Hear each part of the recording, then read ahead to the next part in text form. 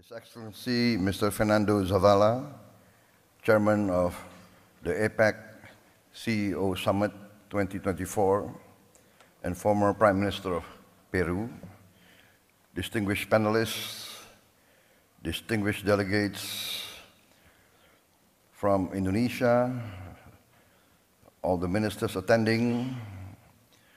I would like also to acknowledge the presence of many notable CEOs from Latin America and the Caribbean, and distinguished participants from the ASEAN Business Advisory Council.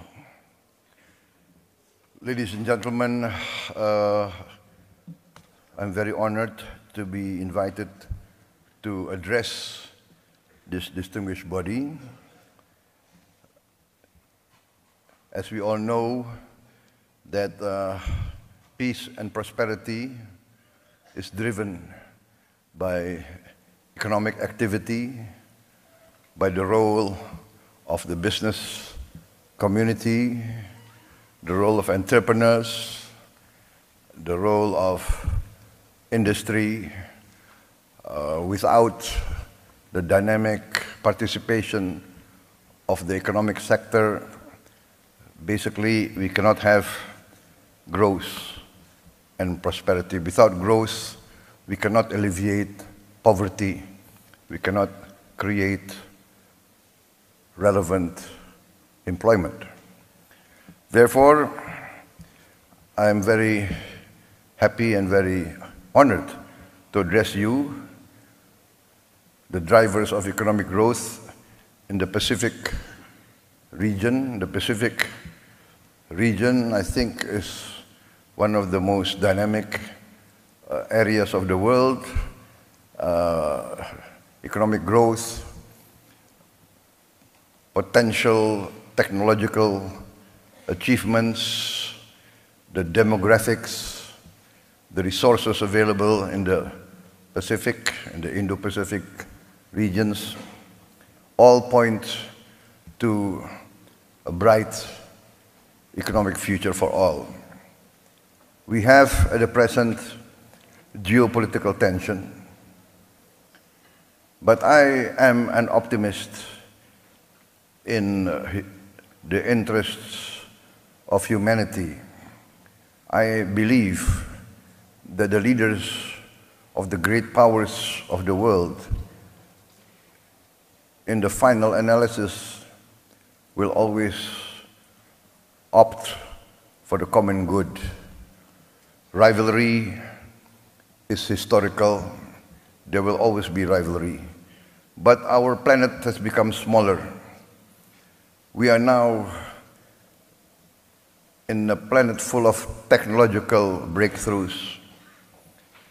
The tremendous breakthroughs in technology demands that leaders be more wise, be more patient, be more accommodating, because the power of technology can bring significant progress to human life, but the power of technology can also destroy human life very fast. Therefore, I always choose the path of collaboration, engagement, communication, negotiation. Yes, we have to uphold and live by common laws, by international rules, but we must also have common understanding of everybody's interests. I come from a country now, Indonesia, one of the largest countries in the world, fourth largest population. Our territory from west to east is nearly the length of Europe. Europe has 27 countries or more. We are one country. We have our significant challenges, but we are blessed with abundant resources, significant territory, land and water. We have the fortune of being able to, in a few years, be completely self-sufficient in energy, self-sufficient in green energy. We will be perhaps one of the few countries that can achieve 100% renewable energy within a few years. We can replace fossil fuel by renewables. We have the largest geothermal potential. I think 60% of the world geothermal energy potential is in Indonesia. We have a potential, of course, solar energy, but our main strength will come from bioenergy, from the plant-based fuel that we can produce.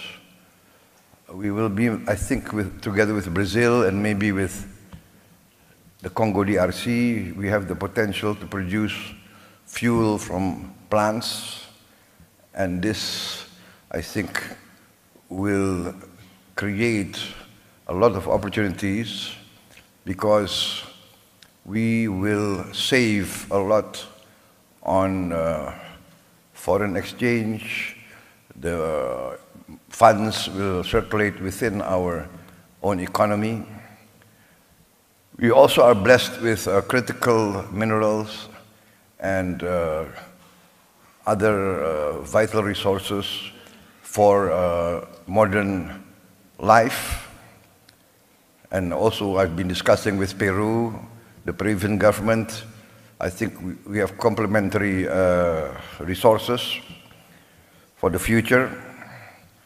We have managed to have a prudent economical and fiscal policies in the last years.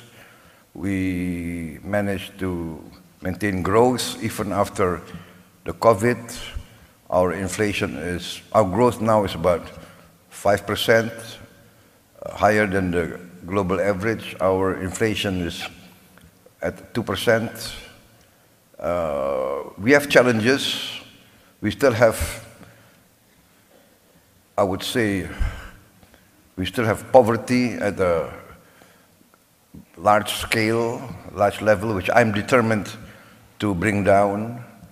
And we do have a significant percentage of our children malnourished. I'm also determined to address these problems head on. Ladies and gentlemen, I am a firm believer in the role of private business. Before I entered government, I was also a businessman, an entrepreneur, so I do understand from both sides the concerns, the challenges faced by private business. I think private business wants certainty of the legal system. Private business wants favorable economic climate, political climate, stability, security, and